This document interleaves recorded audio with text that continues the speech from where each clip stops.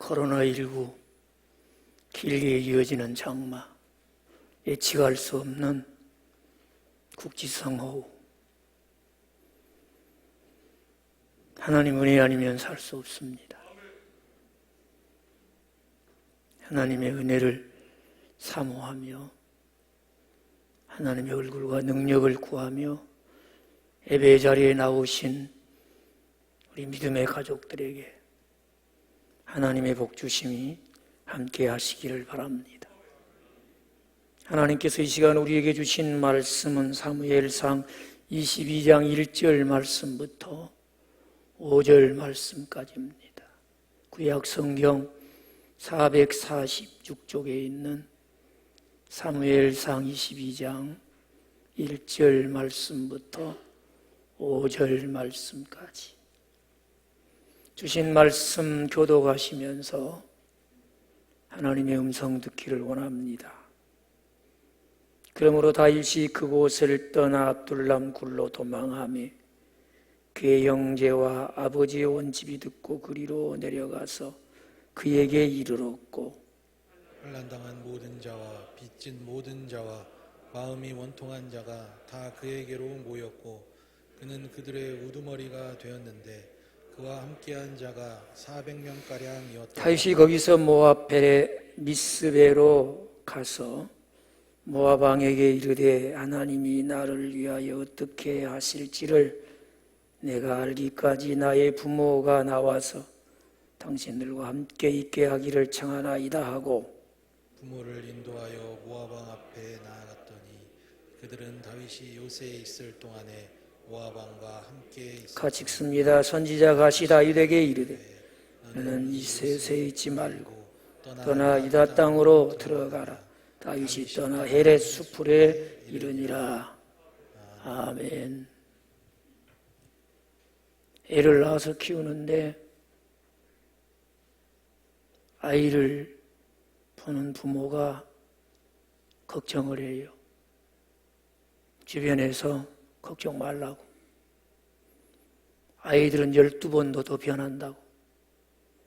그러면서 아이의 성장에 대해서 걱정하는 부모를 안심시켜줘요.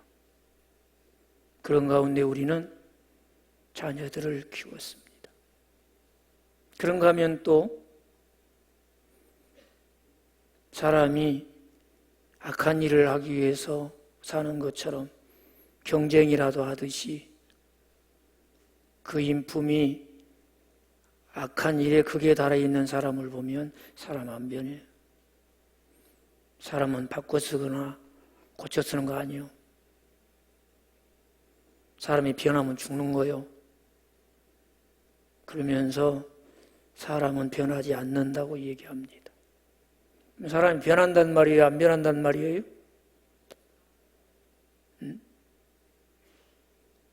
변한다고 하는 말이 참말인지 안 변한다고 하는 것이 진리인지 알 수는 없지만 하나님이 원하시면 사람을 바꾸실 수 있습니다. 하나님이 원하시면 사람을 변화시킬 수 있습니다. 이것은 진리예요. 아브라함이 아브라함 되게 하셔서 열국의 아비 되게 하신 분이 하나님이십니다.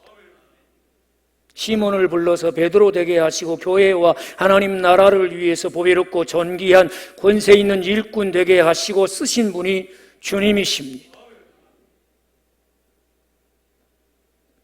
오늘 주신 말씀에는 다윗이라는 사람이 등장을 해요.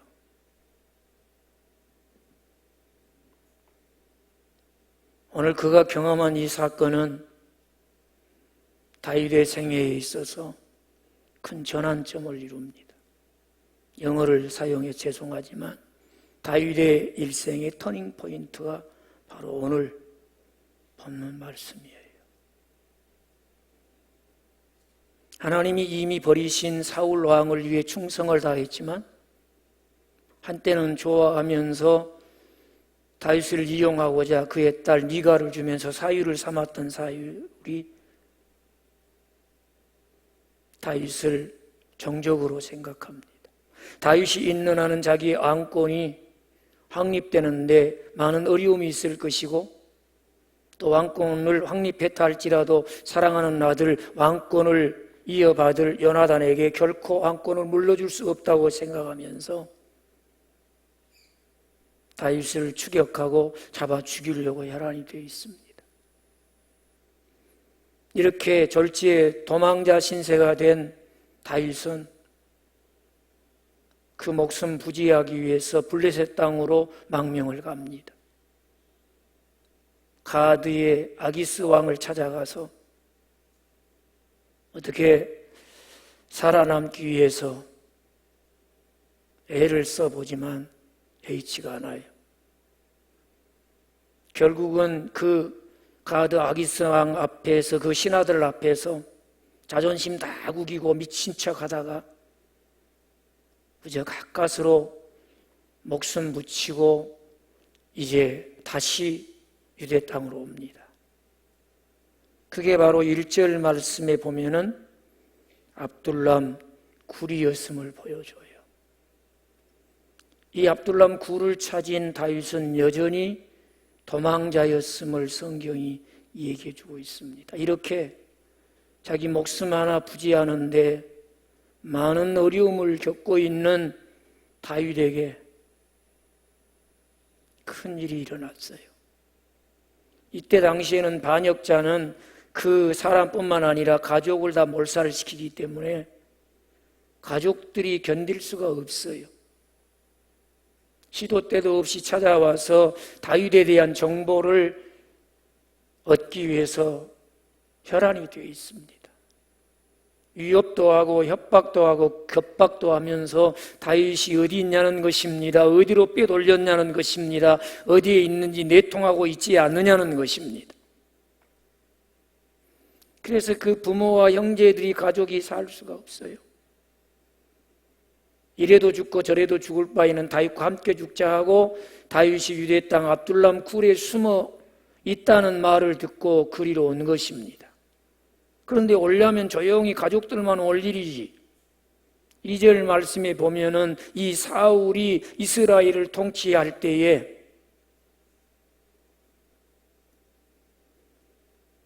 정치적으로 많은 핍박과 어려움을 당하는, 환난당한 사람들이 있었고, 아무리 살아보려고 애를 써도 경제적으로 더 이상 살아가기가 어려운, 이 사람한테 빚지고 저 사람한테 채무가 있어서 희망이 없는 그런 사람들이 있었어요. 경제적으로 소외된 사람들. 그런가 하면은 마음의 온통함을 가지고 누구도 그 억울한 사정이나 자기의 온통함을 들어주거나 해결해 주려고 하는, 자기들을 보듬어주는 그런 사람들이 세력이 없어요. 이렇게 환난을 당하는 사람, 빚이 많은 사람, 신용불량자가 된 사람, 파산 신청을 해야 살 수 있는 사람, 마음의 온통함을 품은 사람들이 다 다윗에게 온 거예요. 어쩌자는 거예요. 자기 목숨 부지하는 것도 지금 크게 위협을 당하고 있는 다윗인데 오늘 성경에 보니까 그런 사람들이 400명이 떼를 이뤄서 온 거예요.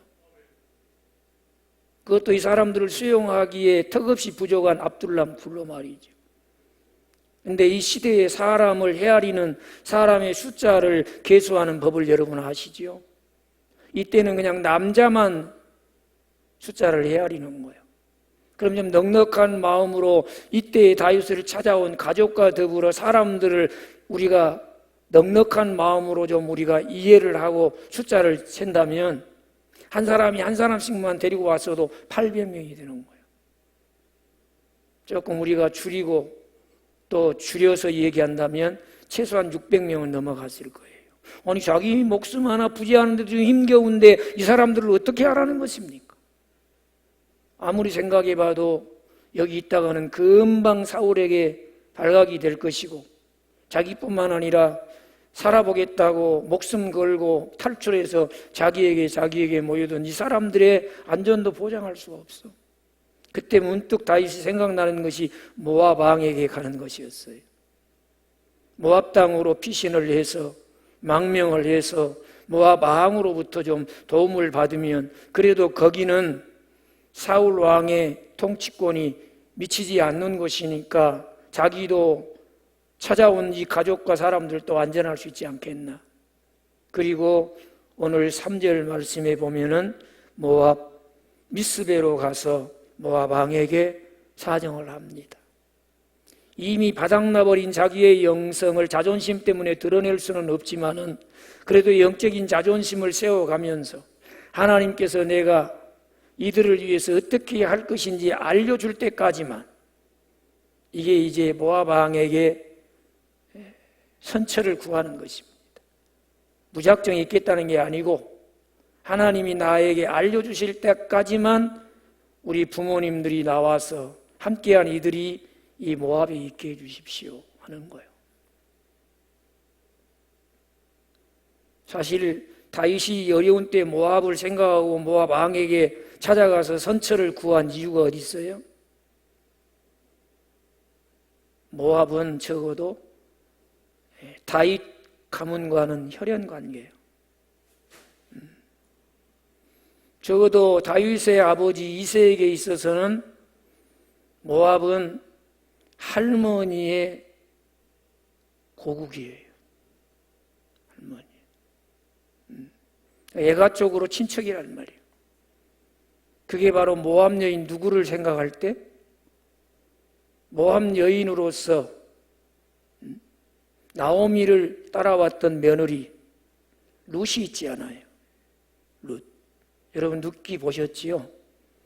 그게 모압 여인이에요. 그래서 그 시어머니 나오미를 따라서 와가지고 그 베들레헴에 정착하면서 보아스를 남편으로 맞이하게 되잖아요. 그 보아스는 누구냐? 적어도 다윗 아버지 이새에게는 할아버지란 말이에요. 그러면 지금 다윗에게 있어서 모압은 누구의 고국이에요? 증조모의 고국이란 말이에요. 증조모. 그러니까 혈연 관계를 이용해서 잠시 동안의 선처를 바라는 거예요. 이것이 인간적으로는 취할 수 있는 방법이고 세상적으로는 탁월한 선택일지 모르지만 다윗은 그러면 안 돼. 이때에도 다윗은 기억해야 될 분이 있어. 누구예요? 자기가 아버지 집에서 짐승의 뒷공문이 따라다니면서 그 양이나 짐승을 치는 목자로 있을 때 하나님이 그의 종 사무엘을 그 집에 보내셔서 사울을 패하시고 장차 이스라엘의 목자를 삼으실 왕을 찾으실 때 외모로 볼 때 왕이 될 만한 그 형들을 다 물리치시고 나는 사람을 외모로 보지 아니하고 사람의 중심을 보느니라. 나 앞에 지나간 아들 외에 다른 아들이 없냐고 딱 하나가 있는데 괜찮은 것이 있습니다. 그것은 가능성이 없어서 내가 그냥 너는 여기 끼지 말고 저 들에 가서 짐승이나 돌보라고 했던 막내가 있네요. 그 막내 아들이 내 앞에 오기까지는 내가 결코 먹지 않겠다. 당황한 이새가 사람을 보내서 다윗을 데려오지요.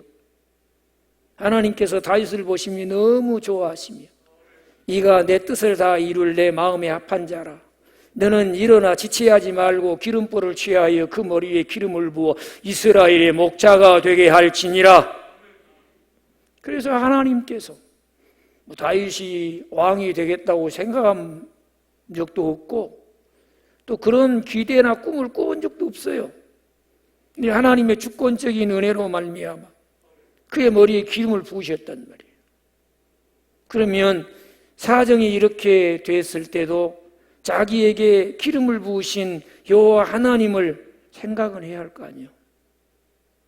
근데 그런 생각을 하지 않고 그냥 모압이 우리의 요새다 그렇게 생각하고 그리 가버린 거예요. 이것을 누가 보고 계시는 거예요? 하나님이 보고 계셔. 믿으시기 바래요. 이걸 누가 알고 계시는 거예요? 하나님이 다 보시고 다 알고 계셔. 그래서 하나님께서 그 400명 사람들이 다 억압지졸이고 어떤 분들은 불량배라고 그러는데 그런 것만은 아니에요. 나중에 이들이 하나님이 다윗을 통해서 하나님 기뻐하는 나라를 세우는데 나라의 기초가 되는 인물이 돼요. 그리고 거기는 적어도 5절에 등장하는 이 당시에 아주 훌륭한 선지자까지 포함되어 있어. 그 선지자가 다윗에게 뭐라고 하는지 하나님 말씀을 이제 심부름합니다. 5절 같이 읽겠습니다. 선지자 가시 다윗에게 이르되 너는 이 요새에 있지 말고 떠나 유다 땅으로 들어가라. 다윗이 떠나 헤렛 수풀에 이르니라. 자존심 상하는 시간이에요. 사람의 영성이 바닥이 드러나서 영적인 체면이 있어서 그럴싸하게 포장해도 하나님은 바닥이 드러난 영성을 그대로 아시고 때로는 창피당하도록 드러내셔. 왜 그렇습니까? 지금 모압으로 피신한 다윗은 이 모압이 자기 요새라고 생각했어. 요새라. 요새가 뭐예요? 안전을 확보했다고 생각한 거예요. 그런데 하나님께서 그런 생각에 사로잡혀 있는 다윗의 그 마음의 깊은 곳에 영적 자존심을 싹 건드리시는 거예요. 네가 요새라고 생각하는 여기 있지 마라, 그런 얘기입니다. 요새 아니다, 그런 얘기입니다. 너는 요새라고 생각하고 너와 내 가족을 데리고 너에게 피신한 환난당하는 사람, 빚진 사람, 마음의 온통함을 풀지 못한 사람 다 끌고 이리 왔는지 모르지만 이곳은 요새가 아니야. 요새가 아니라는 겁니다. 모압 왕에게 그럴듯하게 폼잡고 하나님이 내가 무엇을 해야 할지 알려주실 때까지 우리 부모들이 너에게 나오고 이 사람들이 당신에게 나와서 당신의 보호 속에 있기를 바랍니다. 선처해 주세요. 그랬는데 하나님은 요새가 아니라는 것입니다. 너는 유대 땅으로 다시 돌아가. 그리고 내가 너를 위해서 예비해놓은 굴로 다시 들어가거라, 그런 얘기입니다. 아니, 압둘람 굴도 좁고 압둘람 굴도 더 이상 우리가 피신하기에 적당하지 않다고 생각하고 이 모압 땅으로 도망왔는데 하나님은 요새라고 생각하는 모압 땅을 떠나라는 것입니다.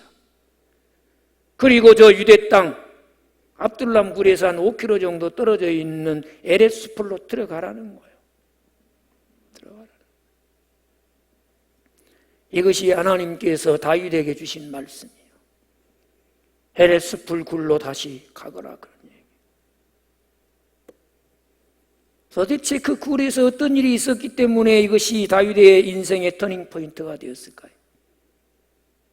헤렛 수풀에 있는 그 굴 속에서 하나님이 가라고 해서 들어간 그 굴 속에서 무슨 일이 있었기에 이것이 다윗의 인생의 최대의 반전을 경험하는 장소가 되었을까요?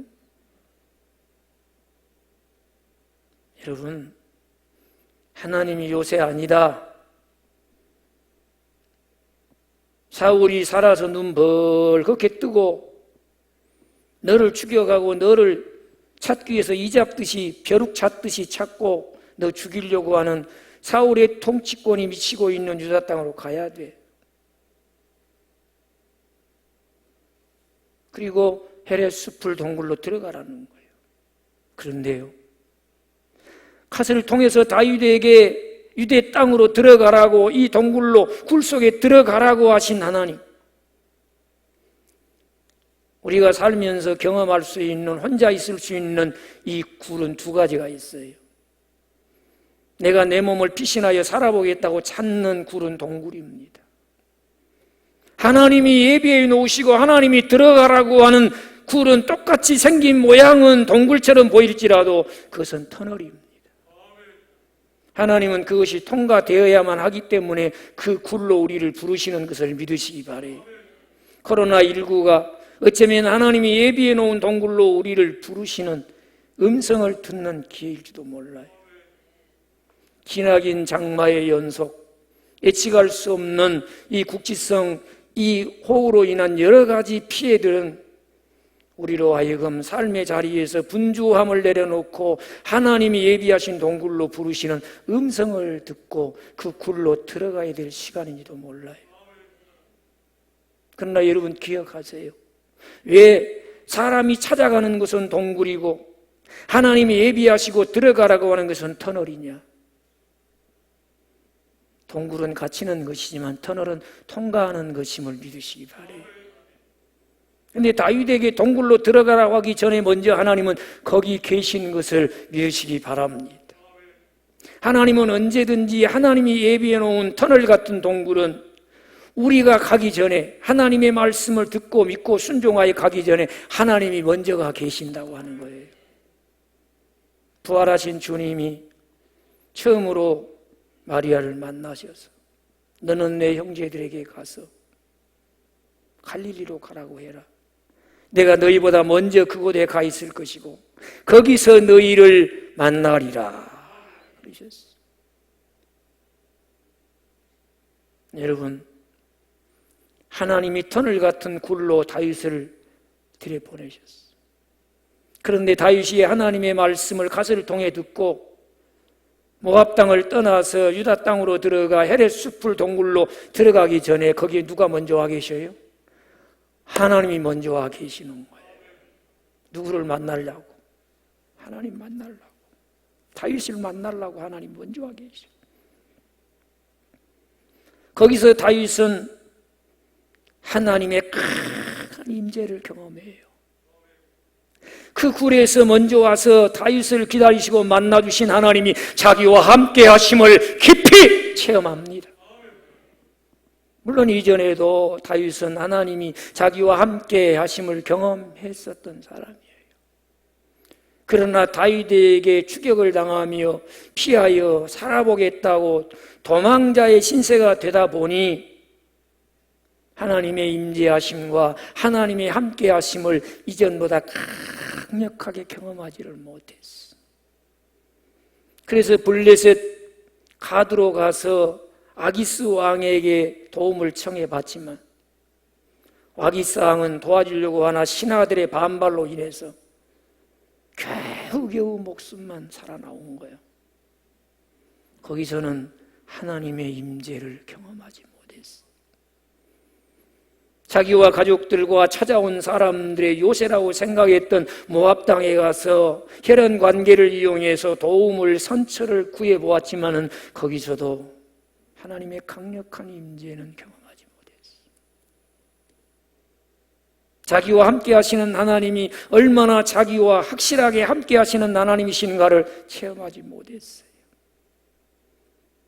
그러나 그 요새라고 생각하는 모압을 떠나 하나님이 들어가라고 하는 유다 땅에 와서 헤렛 숲을 동굴에 들어가는 순간 하나님이 함께 하심을 강하게 체험한 거예요. 인생의 피난처가 되어주시는 하나님, 나의 요새가 되어주시는 하나님, 나의 구원의 뿔이 되어주시는 하나님, 거기서 하나님을 체험한 거예요. 가드의 왕 아기스보다 더 크신 하나님, 모압 왕보다 더 위대하신 하나님, 심지어는 자기를 잡아 죽이겠다고 추격하는 사울 왕보다 더 크신 하나님, 그 하나님의 임재를 경험하고 그 하나님이 나와 함께 하심을 그 굴에서 경험한 거예요. 은혜 아니면 살 수 없어 예배의 자리에 오셨습니까? 하나님이 우리를 만나기 위해서 먼저 이곳에 와 계시고 우리를 이 예배의 자리로 부르셨다고 믿으시면 아멘. 그런 이 자리가 다윗이 그 굴 속에서 경험했던 하나님의 강력한 임재를 체험하는 자리 되시기 바랍니다. 다윗을 부르시기 전에 먼저 가 계시면서 그를 만나기 위해서 그 굴로 부르셨던 하나님이 오늘 우리를 예배의 자리로 부르셨다고 인정하시면 아멘. 그 하나님이 나와 함께 하심을 여기서 확실하게 체험하는 은혜가 있기를 바라요. 사람은 하나님 만나면 변합니다. 두려움이 사라져요. 불안도 사라져요. 염려, 근심도 사라져요. 할렐루야. 하나님 만나야 삽니다. 하나님 만나야 변합니다. 하나님은 우리가 만나야 될 하나님이 계셔야 할 자리에 먼저 오시고 우리를 부르십니다. 왜요? 거기서 하나님의 강력한 임재와 하나님의 함께하심을 체험하게 하시려고 이 예배의 자리가 그런 자리 되시기를 주의 이름으로 축복합니다. 다윗은 그 체험을 한 거예요. 여러분, 하나님의 임재 가운데 있으면 당연히 사람은 하나님의 빛 아래에서 자기를 성찰하게 돼 있어요.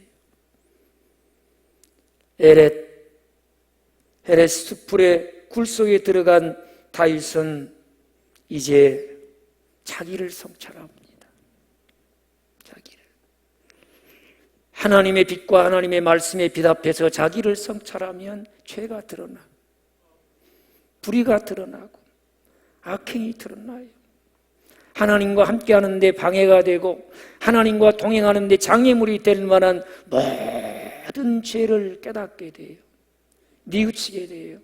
낱낱이 회개하게 돼요. 그래서 하나님 만난 사람은 하나님과 함께 하나님과 동행하는 새로운 삶을 위해서 죄에서 돌아섭니다. 불의를 버립니다. 악행을 버립니다. 이것이 회개예요. 그러나 이것이 하나님 앞에서 자기를 성찰하는 자들의 소극적인 모습이에요. 아무리 뉘우치고 깨닫고 회개했다 할지라도 그것이 하나님 앞에 자기 성찰의 목적이 될 수는 없는 거예요. 여러분, 그런데도 여기에 머무르는 사람이 많습니다. 그러게 되면 밤낮 반복하는 삶을 살아요. 죄짓고 회개하고 뉘우치고 회개하고 깨닫고 회개하고 그러면서도 거기서 한 발도 더 하나님과 동행하는 삶으로 나가지를 못해. 그러나 다윗이 여기서 성찰할 때 그가 사울 왕의 칼을 피하여서 블레셋 가드로 피신을 하고 이제 동굴로 숨어들고 오늘은 또 모압으로 피신하였지만은 그것은 철저하게 하나님께서 기름 부으실 때 자기 주신 언약의 말씀을 잊어버린 행동이란 말이에요. 그래서 다윗은 오늘 이 굴 속에서 자기 성찰을 통해서 하나님이 그의 종 사울을 통하여 자기에게 기름을 붓는 그날 그 시간 자기에게 주신 하나님의 언약의 말씀을 기억한 거예요. 그 약속의 말씀을 다시금 붙잡는 자리가 된 것입니다. 이것이 회개예요. 이것이 하나님의 빛 아래에서 하나님의 말씀 앞에서 자기를 성찰하는 자가 완전히 이루어야 될 목적이라는 사실입니다. 자기 성찰을 통해서 기름 부으신 하나님이 자기에게 주신 언약의 말씀이 다시금 생각나게 되고 언약이 없이 살았던 무서워서 이리저리 환경과 사람들에 대한 두려움 때문에 도망다니던 이제는 자기가 아니라 말씀하신 것을 반드시 이루시는 하나님이 나와 함께 하시니 내게 기름을 부으시며 내게 하신 말씀 내가 사울을 패하고 너를 이스라엘 목자로 세우리라. 그 하나님의 언약을 붙잡은 거예요. 이런 회개가 오늘 하나님 앞에서 성찰하고 우리에게 이루어진 회개가 되기를 바랍니다. 그때부터 자기의 눈으로 자기를 보거나 자기의 눈으로 자기의 형편을 보는 것이 아니라 이제는 하나님의 눈으로 자기를 보기 시작합니다. 언약이 있는 자기를 보기 시작합니다. 나는 하나님 이스라엘 목자 되도록 왕 되도록 기름 부으신 사람이라는 사실을 깨닫게 됩니다. 자기를 보는 눈이 달라졌습니다. 자기 이해가 달라졌습니다. 자기의 형편을 보는 시야가 달라졌습니다. 과거에는 살아보기 위해서 동굴로 찾아서 숨어들었지만은 이제는 하나님이 자기를 통과시키시기 위한 터널에 있다는 사실을 깨닫게 됩니다. 하나님 내게 약속하신 것 하나님이 다 이루실 줄로 믿습니다. 여기에 새로운 삶의 출발이 있는 거예요. 여러분, 우리도 다윗처럼 하나님의 언약의 말씀을 붙잡고 일어서십시다. 하나님의 약속의 말씀을 붙잡고 하나님의 눈으로 나를 바라보며 삶의 자리로 첫 발을 내디디십시다. 이전과 다른 새로워진 모습의 삶이 우리의 삶이 될 줄로 믿습니다. 이 자리가 그 자리가 돼요. 꼭 다윗에게 주신 동일한 약속이 내게 주어지지는 않았지만은 그 언약을 다 이루신 예수 그리스도 안에서 성령 하나님이 오늘 내 삶에 주신 약속의 말씀이 있을 거 아닙니까? 그 말씀을 잊어버리고 살았던 삶을 내려놓고 하나님의 언약에 참여하는 우리 모두가 되기를 바랍니다. 하나님이 말씀하시고 이루실 언약을 붙잡고 일어서자는 것입니다. 그러면 자기 성찰이 새로워진 사람으로 새롭게 출발하는 삶이 될 거예요. 뿐만 아니에요. 환난당하는 사람, 빚쟁이들, 원통한 사람들이 왔어요. 여러분, 정치는 왜 필요하고 하나님이 지도자를 왜 세웁니까? 여러분, 사람의 크기의 척도는 다른 것으로 결정되는 게 아니에요. 얼마나 많은 사람을 섬길 수 있는 준비가 되어 있는가.